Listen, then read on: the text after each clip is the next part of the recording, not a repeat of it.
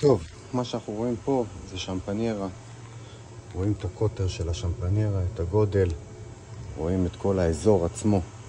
יש לנו פה אזור די גדול שאנחנו רוצים לתת לו הבלטה של לוגו במרכז. כיוונתי את כל המכונה, כל המערכת ממש עובדת בצורה מאוד מדויקת כרגע.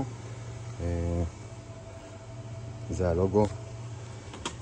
אנחנו נפעיל ונראה.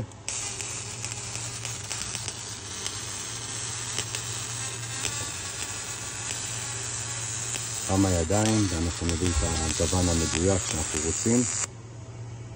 אתם יכולים לראות כבר הלוגו כבר נתפס. בעוד מספר רגעים אנחנו נביא אותו בצורה יותר מדויקת, שזה יהיה עכשיו לנקייה.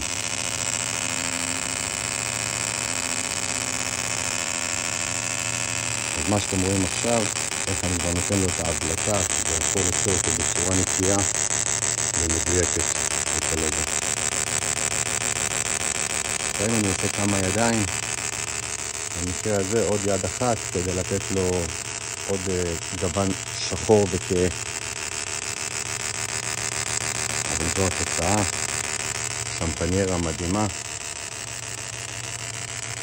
עם לוגו, מיתוג.